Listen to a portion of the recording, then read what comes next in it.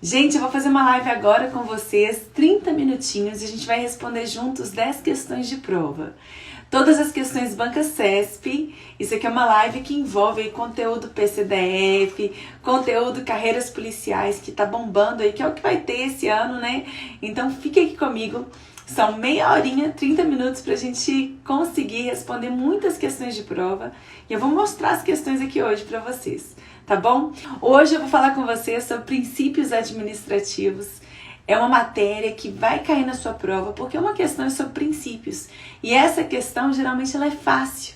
Então, vamos garantir essas questões. Eu vou explicar para você a matéria, vou te explicar tudo. E logo em seguida, eu vou colocar um banner de uma questão CESP para a gente resolver juntos. Eu acabei de ver um vídeo muito importante, eu quero só dar esse recadinho para vocês. Tem muitas pessoas que estão desanimadas e se sentindo fracassadas, sentindo que fracassaram, que estão estudando há muitos anos e que ainda não alcançaram a aprovação. Gente, não existe fracasso. Toda tentativa é um resultado. Se você decidir hoje correr 10 quilômetros e correr só 3, esses 3 quilômetros não são um fracasso, é um resultado. Então você não está satisfeito com o resultado que você está tendo nas provas de concurso. E provavelmente você não está satisfeito porque você não está focado na questão de prova, que é o mais importante. Você tem que saber responder questão de prova. Então fica comigo aqui, eu vou revisar a matéria com vocês e a gente vai resolver questão de prova. O que você precisa saber é resolver questão de prova. Vamos lá, gente. Primeiro princípio que eu quero falar com vocês é o princípio da continuidade. Olha esse nome, continuidade. A atuação da administração pública deve ser contínua. A administração pública ela não pode parar. Continuamente a gente vai receber os nossos serviços públicos, né? A população recebe os serviços públicos. Então a atuação da administração não pode parar. Entretanto, existem 3 situações admitidas em lei em que vai haver uma interrupção temporária na prestação do serviço público. E esse é o ponto mais importante sobre o princípio da continuidade. Interrupção temporária na prestação do serviço público. Por exemplo, você está na sua casa aí quietinho, tomando banho, começou um temporal e em razão daquela tempestade o poste de luz caiu no meio da rua. Interrompeu a prestação do serviço de iluminação pública naquela rua como um todo. Naquele momento, aquele serviço vai ser o quê? Interrompido temporariamente em razão de uma situação emergencial. Aconteceu uma emergência, houve uma interrupção na prestação do serviço. Outra situação, você aí todo dia recebe na sua casa a conta de luz. Todo dia você recebe uma conta de luz e você não está pagando essa conta de luz. Se você não está pagando, você vai continuar recebendo aquele serviço? Não. Vai haver também uma interrupção temporária na prestação do serviço público em razão do inadimplemento do usuário. Quem está usando o serviço não está pagando por ele. Interrupção temporária. Terceira situação, gente, vamos dizer que a empresa pública que presta esse serviço de iluminação entra em contato com você, com os moradores do seu prédio, da sua rua e fala o seguinte: nós precisamos fazer um reparo na rede de energia elétrica. E esse reparo vai ser no dia 9 de setembro, de 10 horas até 11 horas da manhã. Você vai ficar sem luz. Nesse caso, também vai haver a interrupção temporária na prestação do serviço público. Ou seja, existem 3 situações em que a lei autoriza a interrupção na prestação do serviço público e você precisa saber disso para sua prova.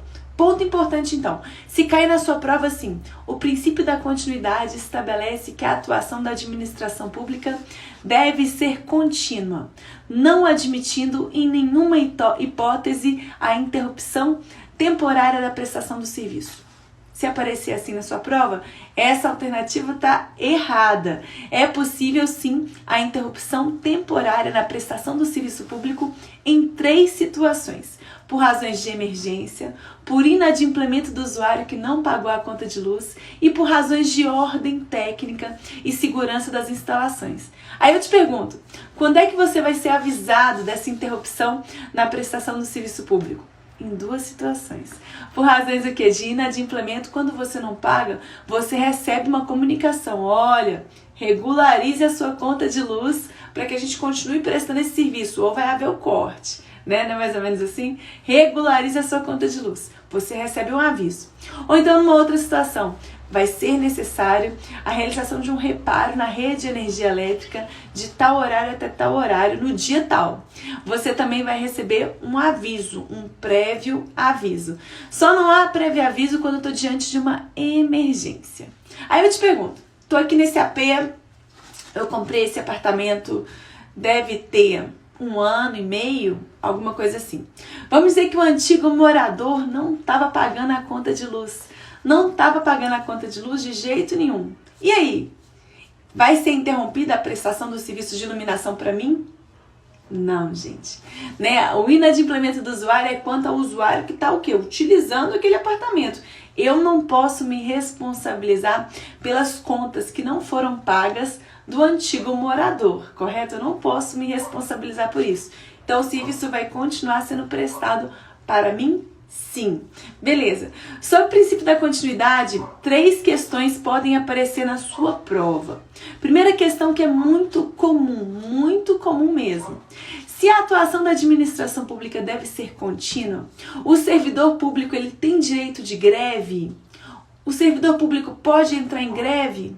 Se a prestação da atividade do Estado tem que ser contínua? Pessoal, o servidor público pode sim entrar em greve e esse é um direito que está na Constituição. A Constituição Federal, ela estabelece que o servidor público tem direito de greve. Agora, essa norma constitucional que fala sobre esse direito de greve do servidor é uma norma constitucional de eficácia limitada. O que é isso, prof? Quer dizer que a eficácia dessa norma, ela está limitada. Sabe por quê? Ela precisa de uma lei que estabeleça como que o servidor público vai, então, exercer esse direito de greve.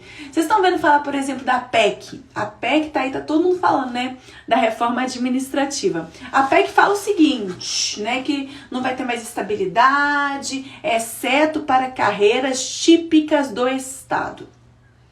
Prof, o que é carreira típica do Estado, professora? Eu quero fazer concurso para essa carreira típica do Estado que vai ter estabilidade, prof. Eu quero fazer concurso para essa carreira. O que é carreira típica do Estado? Pessoal, aí fala assim na PEC. Carreira típica do Estado, né, vai ser disciplinada, a definição disso vai ser disciplinada em lei. Olha só, eu estou fazendo uma emenda à Constituição, mas a definição do que é carreira típica do Estado, carece de uma lei. Essa é uma norma constitucional, então de eficácia limitada. Está previsto na Constituição aquele direito, está previsto aquilo ali na Constituição, mas ela precisa de uma lei que discipline exatamente como que vai ser exercido esse direito. É o que acontece com o direito de greve do servidor. O servidor público tem direito de greve, sim. Só que esse direito de greve está previsto na Constituição e a Constituição Federal fala o seguinte: o servidor público tem direito de greve e que vai ser exercido nos termos de uma lei específica. Até o presente momento não foi editada uma lei específica sobre o direito de greve do servidor. Existe uma omissão legislativa. Está faltando uma lei. Professora, faltando uma lei, como que o servidor público exerce o direito de greve dele? Gente, em razão dessa omissão legislativa, o STF, a Corte Suprema do Judiciário, já decidiu o seguinte: em razão dessa omissão, o servidor público vai exercer o direito de greve que ele possui nos termos da Lei Geral de Greve. Então tá, não tem a lei específica para o servidor. Enquanto não tem a lei, o servidor exerce esse direito nos termos da Lei Geral de Greve. Professora, me explica mais uma coisa. É possível o corte na remuneração do servidor público que está em greve? Porque ele entrou em greve, prof, e ele é estável, aquele servidor que já é estável. E aí, ele fica em casa sem trabalhar, recebendo? Como é que funciona isso? Pessoal, os prejuízos, os ônus da greve serão repartidos frente a todos. Quando o servidor público entra em greve, é ruim para o Estado, para a máquina pública, que fica sem aquela mão de obra? É ruim para a população, que fica sem aquele servidor trabalhando em prol da coletividade? É. E é ruim também para o servidor, né? Ele vai ficar em casa, tá em greve, mas é admitido corte na remuneração dele sim. Prof, e quando a greve do servidor decorreu de uma atuação ilegal do Estado, que não está pagando salário, que está demorando a pagar? E aí, professora? Nesse caso, quando a greve for ensejada por uma ilegalidade cometida pelo Estado, é admitida a manutenção da remuneração? Pessoal, quando a greve decorrer de uma ilegalidade cometida pelo Estado, é admitida sim a manutenção da remuneração. Além disso, por exemplo, você aí é policial, né? Policial não. Você aí é analista do INSS. Sua carreira de analista, você e seus colegas de cargo público, né, de analista daquela carreira, querem entrar em greve. Vocês querem entrar em greve. Vocês vão conversar lá com a direção do INSS, falando, nós queremos entrar em greve porque a gente quer isso, isso e aquilo. Vão pleitear os seus direitos. Aí a direção lá da INSS falou o seguinte, ok, entre em greve. Tudo bem, mas vai haver o corte na remuneração de vocês. Aí o sindicato da carreira vai conversar com o dirigente do INSS o seguinte, não, nós vamos entrar em greve, mas por favor mantenha a nossa remuneração. A gente vai continuar recebendo. Quando a gente voltar da greve, a gente faz o seguinte, quando voltar da greve, a gente vai cumprir as horas que a gente ficou parado. A gente faz hora extra, cumprindo aquelas horas que a gente não trabalhou. É possível esse tipo de negociação? É possível esse tipo de negociação. Então essa é a primeira pergunta que cai muito em prova sobre o direito de greve do servidor. Segunda pergunta, professora. Cabe com cláusula de exceção do contrato não cumprido nos contratos administrativos? Gente, o que é cláusula de exceção do contrato não cumprido?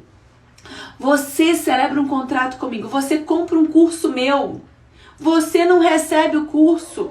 E aí? Você tem que pagar por ele? Não. Né? Você foi lá e falou assim, olha, quero o seu curso, prof. Eu fui lá e não prestei o curso, não fiz nada.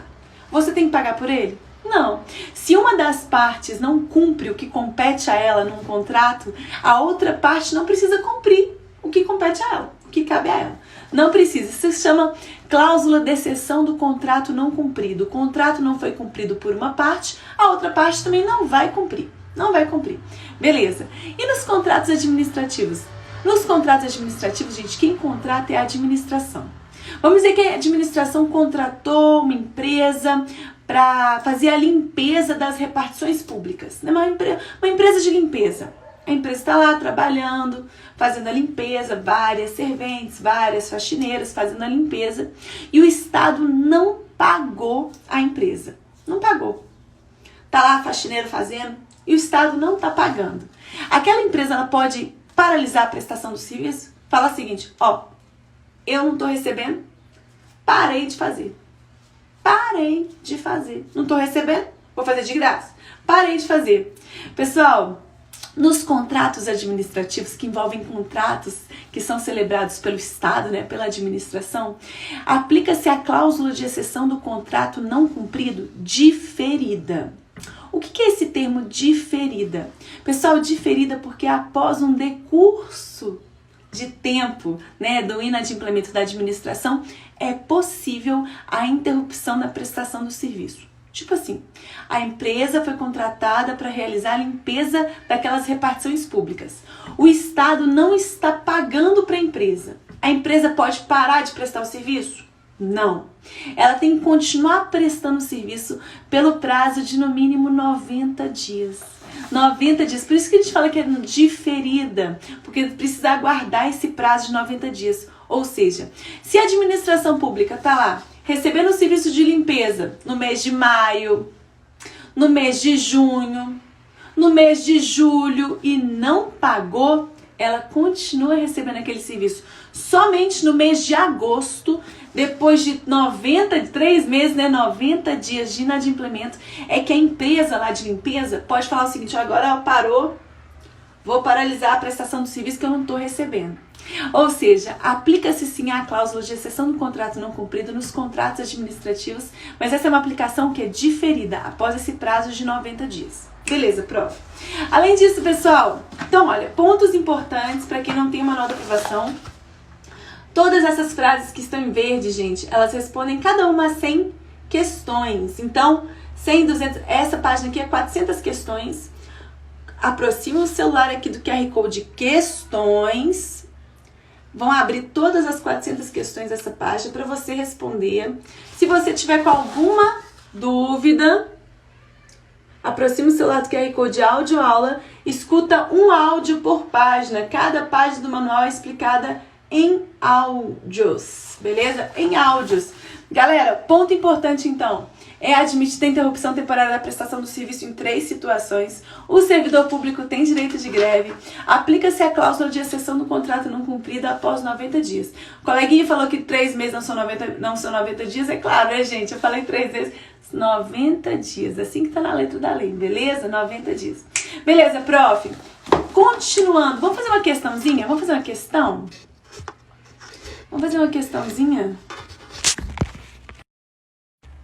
Vou pegar para vocês uma questãozinha sobre continuidade. Vamos ver se a prof acha aqui que ela separou para vocês. Olha só, galera. Questão banca CESP, analista administrativo.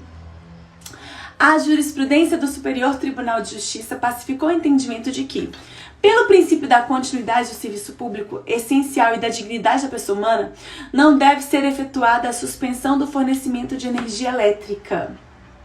E aí, gente? Certo ou errado? Olha como é que tá. Jurisprudência do STJ pacificou o entendimento de que, pelo princípio da continuidade do serviço público essencial e da dignidade da pessoa humana, não deve ser efetuada a suspensão do fornecimento de energia elétrica. Gente, eu falei pra vocês... Tá certo ou tá errado? Vou esperar. Eu falei pra vocês sobre 3 situações em que é admitido a interrupção temporária na prestação do serviço público. Quais são essas situações? Situação emergencial.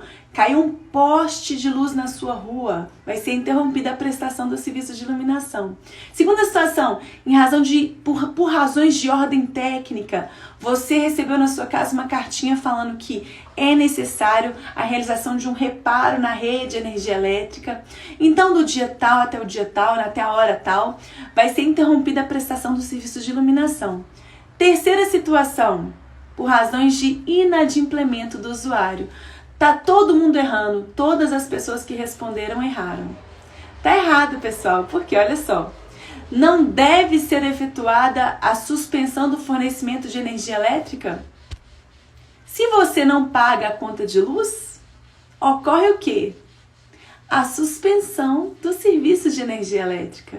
Você não pagou a conta de luz? Olha como é que é a questão. Gente, tá vendo que eu falei com vocês no início da live? Uma coisa é você escutar o professor. Uma coisa é você ficar... Por isso que eu coloquei para vocês no manual da aprovação, você não passa uma página sem fazer questão. Eu encaixei todas as questões dos últimos 9 anos nesse texto. Não adianta você escutar o professor, não adianta você assistir videoaula, não adianta você ler o seu PDF, ler o material, ler o livro. Você tem que fazer questão. Todo mundo errou, todo mundo errou. Olha só, se você não paga a sua conta de luz, ocorre a interrupção temporária na prestação do serviço. Agora a pergunta estaria certa se fosse a seguinte pergunta. Em se tratando de serviços essenciais, ligados a questões, serviços essenciais, por exemplo, a saúde. Vamos dizer que eu tenho um hospital que não está pagando a conta de luz. O hospital não pagou a conta de luz. A empresa pública lá que presta o serviço de iluminação pode cortar a luz do hospital? Não, porque eu estou diante de um serviço essencial. O hospital presta um serviço da área de saúde que é um serviço essencial à vida humana. Nesse caso de serviço essencial não é possível, mas a questão não falou de serviço essencial. Olha a questão. Jurisprudência do STJ pacificou o entendimento de que, pelo princípio da continuidade do serviço público, essencial e da dignidade... Aí você pega essa palavra essencial e fala, meu Deus, essencial e da dignidade da pessoa humana, não deve ser efetuada a suspensão do fornecimento de energia elétrica. Existe norma que inviabiliza a suspensão do serviço de energia elétrica? Não. Se você não pagar sua conta de luz, vai ser suspenso o serviço de energia elétrica. Correto? Se você não pagou, vai ser suspenso. Então não existe uma norma, algo que estabeleça que o serviço de energia elétrica não pode ser suspenso.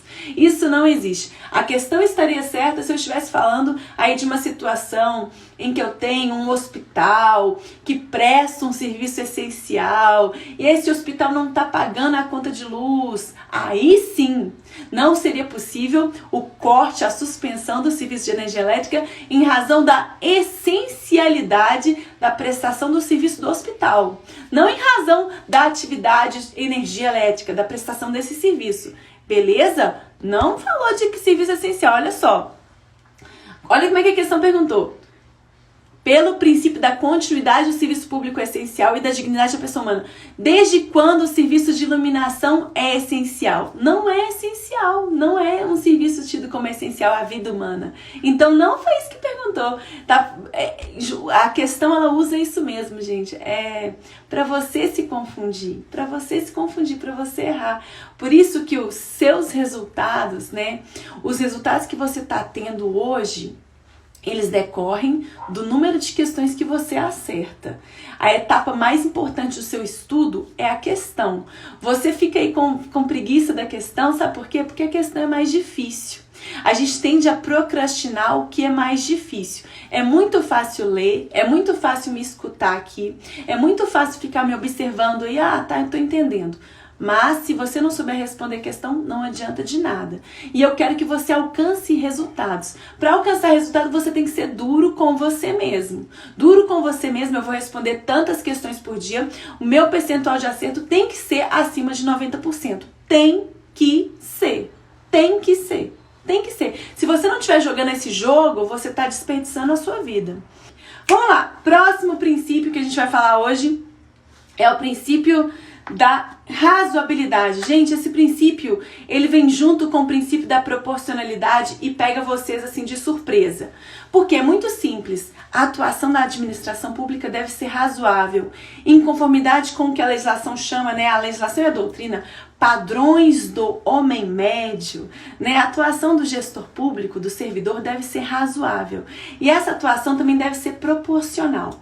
Prof, qual que é a diferença, gente? Razoabilidade tá falando justamente desses padrões do homem médio, e a proporcionalidade, ela tá falando daquela adequação entre meios e fins. Tipo assim, eu não vou usar uma bala de canhão para matar um pernilongo. Porque se eu usar uma bala de canhão, eu posso até matar o pernilongo, mas eu vou matar um monte de gente também. Não é verdade? Eu posso até acertar o pernilongo, mas eu vou matar um monte de gente também.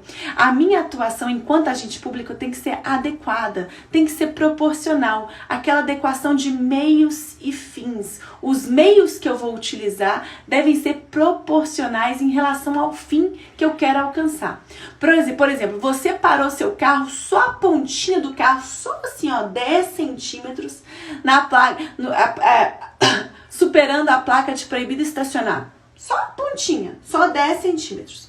O policial viu aquilo ali, estava injuriado, estava irritado naquele dia, decidiu rebocar o seu veículo. Rebocar o seu veículo. Estava só ultrapassando ali 10 centímetros da placa. A atuação do policial foi proporcional? Não foi proporcional. Ele não teve uma atuação proporcional, não. E aí, prof? E aí, gente, que quando o agente público descumpre um princípio administrativo, ele está atuando de forma ilegal. Porque o princípio administrativo é uma orientação que o servidor público deve seguir. Então, se ele está atuando de forma ilegal, a própria administração pública pode anular aquela medida daquele policial, pode anular aquilo ali, e também o judiciário. No Brasil, gente, a justiça é inafastável. O poder judiciário, ele analisa tudo, mas tudo mesmo. Se eu discutir com você e você quiser me processar, o judiciário que decide. Se você aí discutir um ato administrativo que foi editado pelo Estado, o judiciário que decide.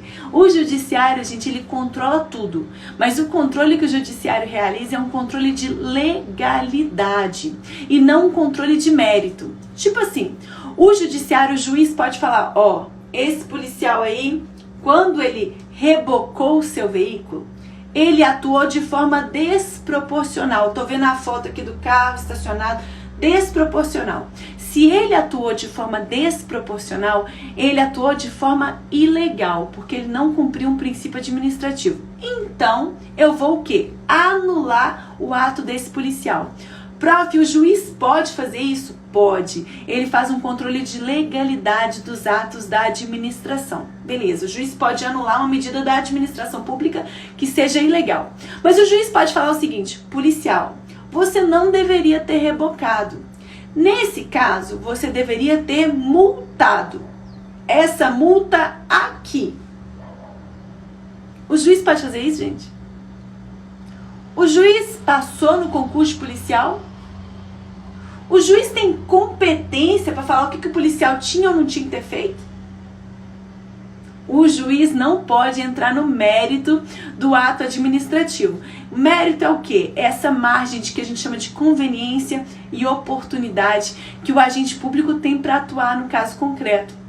Não existe no Código de Trânsito todas as situações que podem acontecer no trânsito. Não existe, pensa só, tanta coisa pode acontecer no trânsito. Não existe, se tiver 10 centímetros à frente da placa, é uma multa leve, é uma infração média. Não existe isso.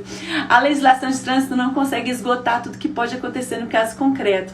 Em razão desse fato de que a legislação não consegue esgotar tudo que pode acontecer, existe uma margem de liberdade que o agente público vai poder exercer, né, em conformidade com a conveniência e oportunidade daquela medida, margem de liberdade para atuar em situações em que a lei não estabelece exatamente como que o agente tem que agir. Então existem várias situações em que o agente público goza dessa margem de liberdade que a gente chama de mérito administrativo. Mérito, que é o poder de escolha do agente público.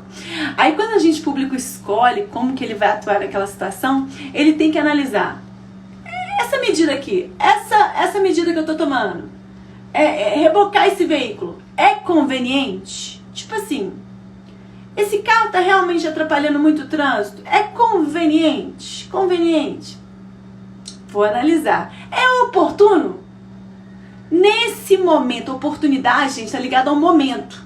Nesse momento, nessa hora do dia aqui, esse carro tá parado nesse local aqui. É oportuno rebocar esse carro agora? Essa análise de conveniência e oportunidade o agente público que faz.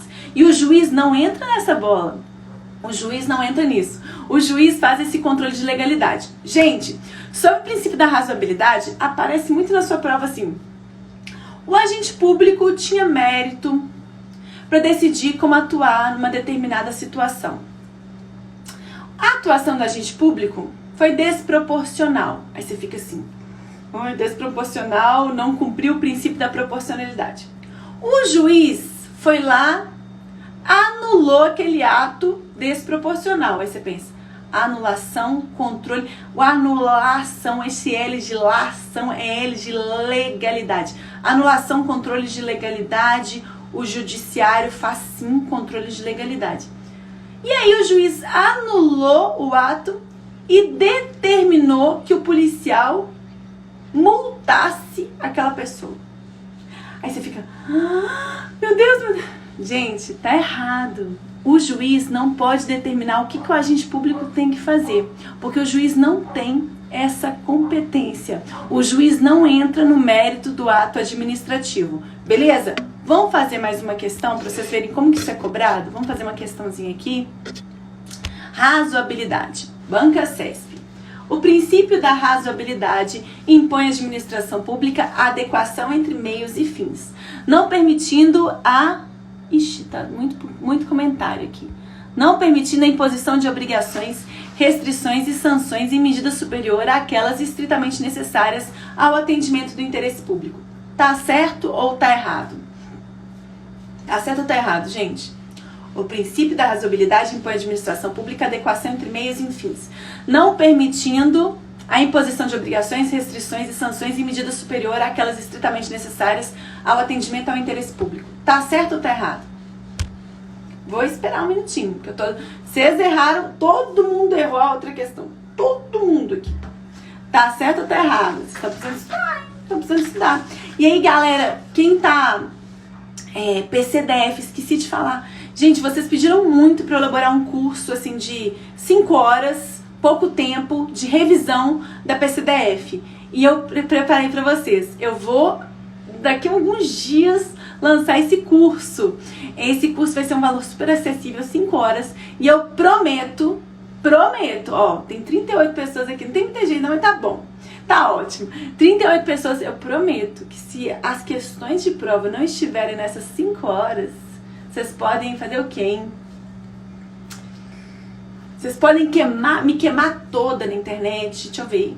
Pensa aí no que vocês podem fazer. Pensa aí no que vocês podem fazer.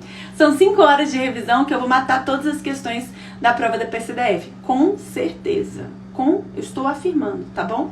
Estou afirmando. E quem quiser, ai, prof, eu quero muito esse curso. Entre em contato aí nesse número também. 31988218889. Eu quero curso PCDF. Me fala lá agora. Certa. Gente, essa tá certa, né?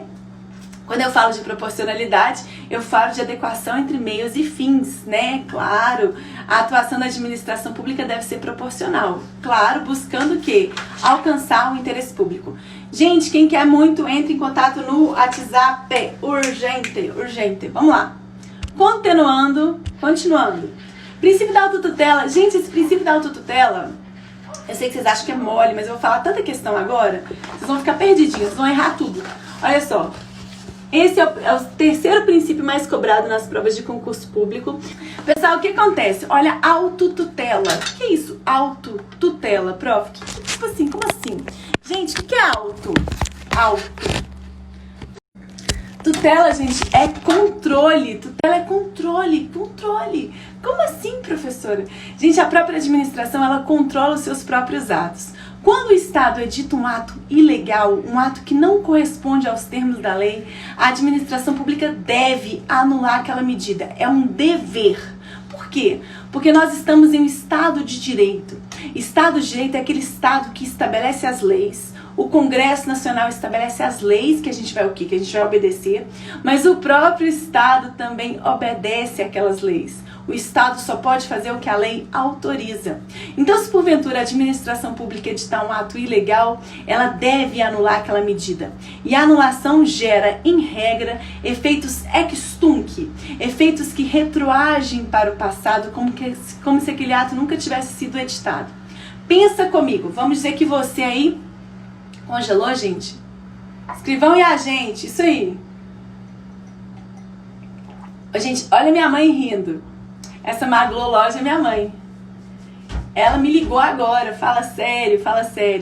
Pessoal, congelou? Voltou ou congelou? Congelou ou voltou? Congelou, voltou.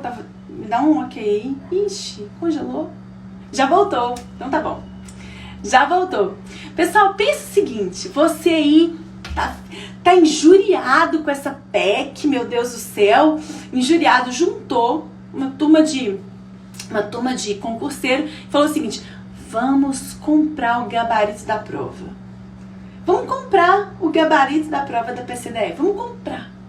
Vamos juntar todo o dinheiro da família e vamos comprar o gabarito da prova. Comprou o gabarito da prova, vocês foram lá, todo mundo acertou a prova toda, que maravilha. Todo mundo passou, e aí, prof? E aí tem o ato de provimento, que é a nomeação. Seu nome foi lá, ó, saiu no Diário Oficial, você foi nomeado. E aí, prof? E aí que você foi lá e tomou o quê? Entrou, assinou o termo de posse e falou, ó, estou sendo investido das funções do cargo público, né? Estou assinando esse termo de posse, falando que eu estou sendo investido naquelas funções. E aí, prof, e o que aconteceu? Você entrou em exercício, começou a trabalhar, tudo certinho, né? Com aparência de legalidade. Entretanto, um do grupo, que por engano confundiu umas questões lá, não decorou tudo, denunciou vocês. Denunciou. E aí, gente, que existe o quê? Uma ilegalidade na sua nomeação. Você não foi aprovado no concurso público, você comprou o gabarito da prova. Existe uma ilegalidade. Prof, quer dizer que a minha nomeação vai ser anulada? Vai. Gerando efeitos o que, prof? Ex tunc. O que é ex tunc mesmo? Gente, o T de tunc é T de testa. Bate na sua testa, Sua testa vai o quê? Vai para trás. Efeitos que retroagem para o passado. Tipo, você foi nomeado dia 1º de janeiro. O coleguinha lá denunciou vocês no dia 5 de maio. Lá no dia 6 de maio, a administração foi lá e anulou a nomeação que aconteceu em 1º de janeiro. Gerando efeitos ex tunc, apagando aquele ato de nomeação, como se você nunca tivesse sido nomeado. Prof, é assim que vai funcionar? Ah, pegadinha de prova. Gente, na maioria das situações, a anulação ela opera efeitos ex tunc, efeitos que retroagem para o passado, apagando todos os efeitos daquele ato. Agora, em algumas situações, a doutrina e a jurisprudência vêm admitindo anulação, gerando efeitos ex nunc. N de nunc é N de nuca. Bate na sua nuca, cabeça vai para frente. Efeitos o quê? Dali para frente. Porque pensa só, você foi nomeado, concurso da PCDF, comprou o gabarito. Depois descobriram que você fraudou o concurso. Sua nomeação foi anulada. Todos os atos que você praticou durante aquele período, de 1 de janeiro até 5 de maio, vão ser anulados também, porque você não tinha competência para estar ali. Todos os atos que você praticou estão viciados, você não tinha competência para estar ali. Todos eles vão ser anulados? Prof, mas e um ato que beneficiou um particular de boa fé? Um ato que foi bom para o particular? Todos os atos vão ser nomeados como se eu nunca tivesse sido nomeado? Gente, em razão da teoria da imputação volitiva, a vontade do agente público, né, é imputada à pessoa jurídica na qual você está inserido. Então, se você trabalhou na PSDF durante um período, mesmo que a sua nomeação tenha sido ilegal, naquele momento você estava atuando o quê? Em nome do Distrito Federal, em nome da pessoa jurídica na qual você estava inserido. Todos os atos que você praticou têm um vício no elemento competência, porque você não era competente para estar ali. Mas vícios no elemento competência, que são que relativos, que não são muito graves, podem ser corrigidos, convalidados. Ao invés da administração pública anular todos aqueles atos que você praticou, ela pode só corrigir o vício de competência em cada um deles. Por que, professora, que ela vai fazer isso? Porque pensa só, você ficou lá trabalhando 5 meses, praticou vários atos que beneficiou várias pessoas da população. Agora todos esses atos vão ser anulados? Isso vai prejudicar um monte de gente. Prejudica um monte de gente. É justo? Você já comprou o gabarito da prova. Agora eu vou ter que anular tudo que você fez. E a anulação desses atos todos vai prejudicar um monte de gente. É justo com esse monte de gente? Não é justo com esse monte de gente. Tá vendo? Nessa situação, a sua nomeação vai ser anulada, mas não vai gerar efeitos ex tunc. Vai gerar efeitos ex nunc. Dali pra frente, você já não é mais agente da PSDF, você já não trabalha mais lá. Dali pra frente. Mas todos os atos, o que, gente? Até então praticados vão ser o quê? Convalidados. Até porque, pensa o seguinte... Se os efeitos da anulação da nomeação fossem ex tunc, você teria que devolver tudo que você recebeu. Porque pensa, você ficou lá de 1 de janeiro até 5 de maio, trabalhando. Recebeu dinheiro, ficou recebendo. Aquela beleza, né? Ficou recebendo. Depois a sua nomeação foi anulada. Prof, se a nomeação for anulada, operando efeitos ex tunc, é como se você o quê? Nunca tivesse trabalhado na máquina pública. Como se tudo fosse apagado. Inclusive, você vai ter que devolver o salário. Como se você nunca tivesse entrado lá. Teria que devolver o salário. Mas é vedado o enriquecimento ilícito da administração. Como assim, prof? Enriquecimento ilícito da administração. A administração não pode usar a sua mão de obra e não pagar um valor correspondente.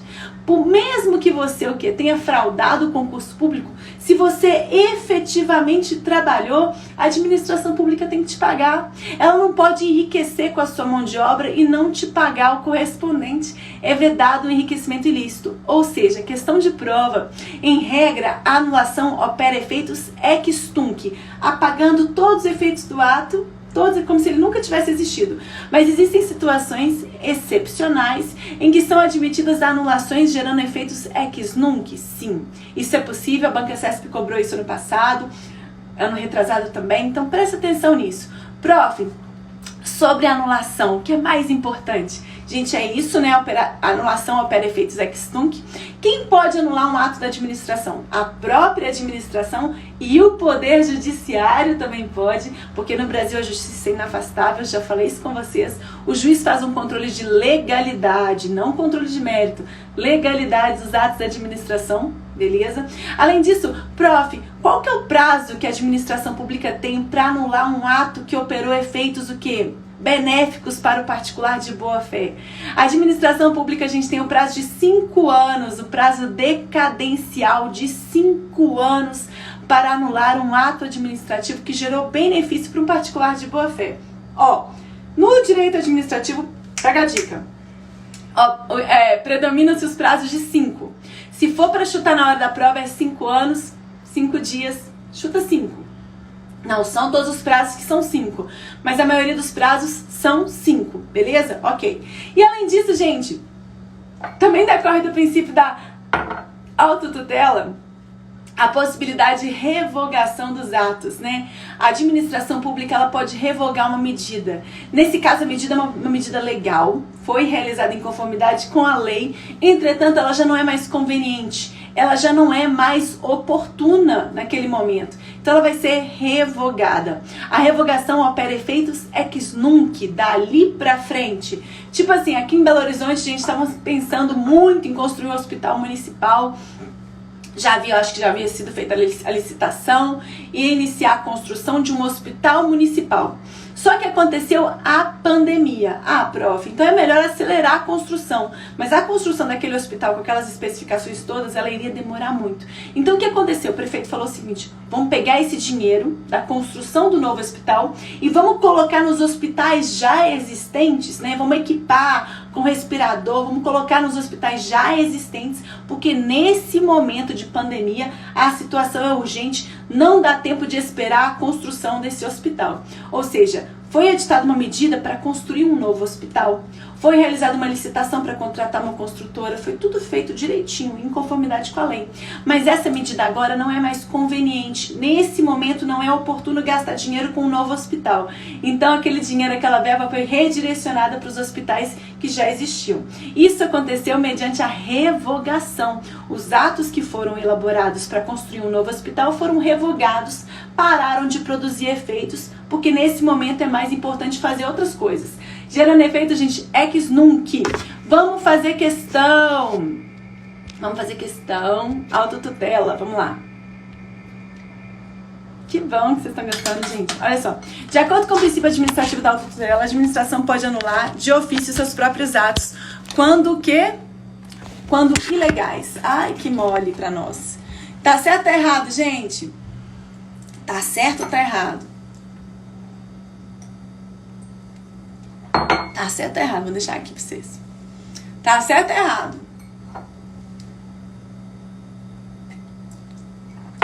Me conta. Me conte. Não, mas tá demorando, hein? Certo. Pessoal, é justamente o que eu falei. A administração pública, em razão do princípio da autotutela, ela vai o quê? Anular os seus atos coneivados de vícios de legalidade e revogar medidas que são legais, mas que não são mais interessantes, mais convenientes e oportunas. Galera, sobre o princípio da autotutela, pontos importantes. Esse textinho aqui, que está na súmula 473 do STF. Só esse trechinho aqui responde a mais de 500 questões de prova. Gente, aí pontos mais importantes: efeitos ex nunc, e aqui o prazo decadencial da autotutela. Quando cai, cai isso. Quando cai, cai isso. Vamos fazer mais uma questão? Razoabilidade. Deixa eu ver se separei a autotutela. Outra questão de autotutela. A autotutela, uma decorrência do princípio constitucional da legalidade, é o controle que a administração exerce sobre seus próprios atos, o que lhe confere prerrogativa de anulá-los ou revogá-los sem necessidade de intervenção do Poder Judiciário. Tá certo ou tá errado? Autotutela. Autotutela. Tá certo ou tá errado? Autotutela. Autotutela. Autotutela. E aí, gente? Tá certo ou errado? Pessoal, Tá certinho. Autotutela é quando a própria administração controla os seus próprios atos. Ela pode anular os atos que são que pode e deve anular os atos que são que atos eivados com vícios de legalidade, e ela pode revogar os atos que não são mais convenientes e oportunos. Gente, tá certinho, tá certíssimo isso, tá certíssimo isso. Pensa comigo, autotutela, eu preciso do judiciário? Não, eu mesmo autotutelo. A administração ela mesma autotutela, beleza? É assim que funciona. Gente, um ponto muito importante que vocês precisam saber, e que eu tava me esquecendo, a gente sabe que cada poder exerce uma função típica. O executivo executa, o judiciário julga e o legislativo legisla. Mas não é só isso que eles fazem não, né? A gente sabe que cada poder também desempenha funções parecidas com as dos outros poderes. Por exemplo, o judiciário julga, mas o judiciário também administra. Por exemplo, o Tribunal de Justiça instaura um procedimento licitatório para contratação de material de escritório. Quando ele faz isso, ele está administrando o tribunal? Sim. Além disso, o Poder Judiciário edita a resolução do tribunal? Quando ele faz isso, ele está elaborando o quê? Uma norma? Algo que é bem parecido com o que o legislativo faz? Gente, o judiciário, ele tem funções típicas e funções atípicas. A função típica é julgar, mas atipicamente ele administra, atipicamente ele também legisla, né? Realiza funções parecidas. Aí eu te pergunto, o judiciário realiza um controle de legalidade dos atos administrativos? Sim, dos atos da administração. Entretanto, existe alguma possibilidade em que o poder judiciário vai revogar um ato administrativo? Vai realizar um controle de mérito do ato administrativo? Existe, gente, existe. E esse é um ponto importante. Eu já estava esquecendo de falar com vocês. Por exemplo, o judiciário decidiu fazer um procedimento licitatório para contratação de material de escritório. Mas começou uma pandemia, tá todo mundo em casa, não precisa de caneta, papel, não precisa de nada. Cada um tá na sua casa gastando o próprio papel, a própria caneta. Nesse momento agora, sem R$1 o Estado, vê se a gente vai comprar material de escritório. O judiciário pode falar o seguinte, vamos fazer isso mais não. Esse procedimento que a gente instaurou, né, essa licitação, é legal, está em conformidade com a lei, mas não vamos fazer isso mais não, precisa não, precisa não. Quando o judiciário faz isso, ele está fazendo o quê? Uma análise de mérito. Já não é mais interessante comprar material de escritório. Não é. Vamos fazer o seguinte, a gente não pode anular esse procedimento, porque ele foi editado em conformidade com a lei. Vamos revogar esse procedimento de licitação? Vamos revogar. Quando o judiciário faz isso, ele está revogando um ato administrativo, né? Ele está o quê? Atipicamente ele está desempenhando uma função que é típica do executivo e ele revoga um ato administrativo que ele mesmo editou. Para fins de prova, o judiciário realiza um controle de legalidade dos atos administrativos. O judiciário poderá, em situação excepcional, revogar ato administrativo que ele mesmo editou no exercício da função administrativa atípica. É a única situação em que o judiciário pode revogar um ato administrativo, quando eu estiver diante de um ato que ele mesmo, que o próprio judiciário editou, como esse exemplo que eu falei com vocês. Beleza? Beleza, gente? Ô, gente, foi maravilhosa essa live, hein?